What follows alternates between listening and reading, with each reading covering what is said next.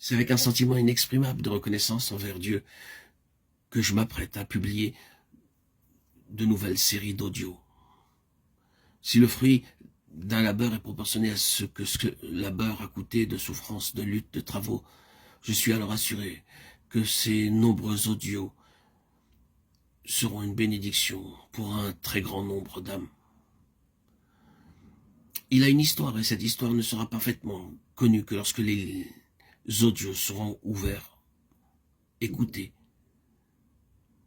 Ils seront le fruit de nombreuses expériences permises par la sagesse suprême en prévision de l'accomplissement de ses desseins ici-bas. Et il est en même temps le résultat et le fruit de toutes ces lectures approfondies de ces auteurs qui m'ont inspiré, tels que Austin Spark, Baxing, Frère Varbonne, et qu'ils m'ont averti sur les pièges que Satan mettait sur mon chemin. Le flot menaçant des armées du prince des ténèbres qui pouvait entraîner et submerger les plus consacrés, les meilleurs, en contrefaisant l'activité divine. Et ceux qui avaient discerné la vérité et vu le piège s'étaient jetés à genoux et avaient répandu devant Dieu leur prière angoissée. Manifestez, répandez la lumière que vous avez reçue. Telle fut la réponse accordée à leur prière. Telle était leur histoire. S'ils avaient pu prévoir tout ce que ce labeur leur coûterait, les auteurs auraient peut-être reculé devant la tâche.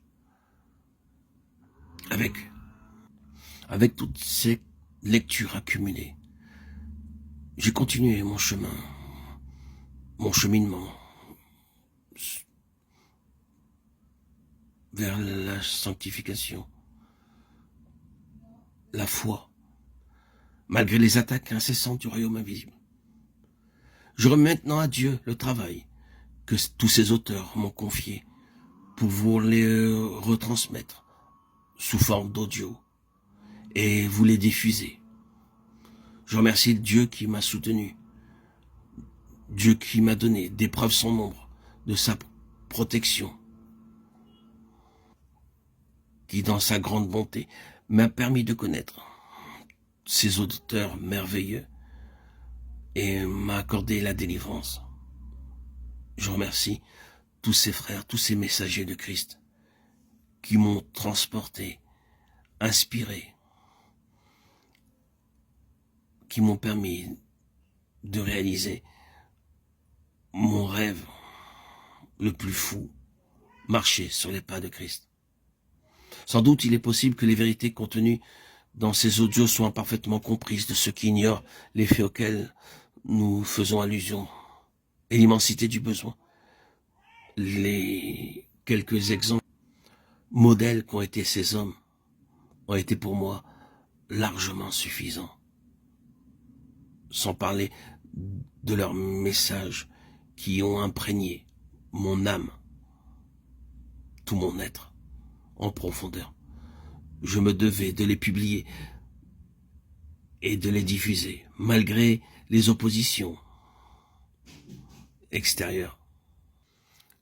Les diffuser pour moi était collaborer avec ces croyants, ces messagers de Christ, qui ont vécu au XXe siècle.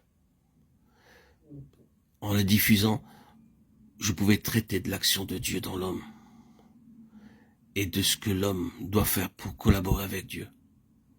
Je remercie le Seigneur de m'avoir permis cette église Patmos, où j'ai rencontré, à travers toutes ces lectures, le véritable message de la saine doctrine,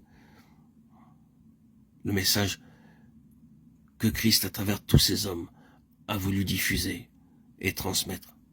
Je vais les partager avec vous. Sachez que c'est une bénédiction de connaître ces messages.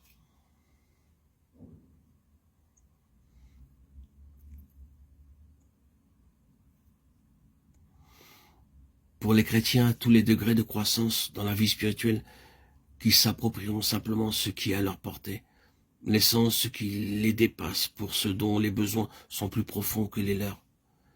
La lumière se fera alors éclatante sur les choses jusque-là obscures, incompréhensibles de leur vie et de leur entourage.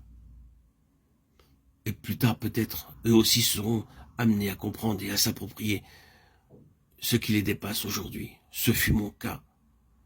Et ce fut là une transformation formidable. Ainsi, par tous ces fascicules que j'ai lus et relus, provenant de l'église Patmos, j'ai pu mettre en pratique et vivre les vérités exposées. Et j'ai pu expérimenter par la grâce de Dieu cet affranchissement, cette libération de l'esprit, de l'âme et du corps au service de Dieu. Tous ceux qui écouteront ces audios sous le regard de Dieu, sans parti pris ni préjugés, recevront alors ces bénédictions.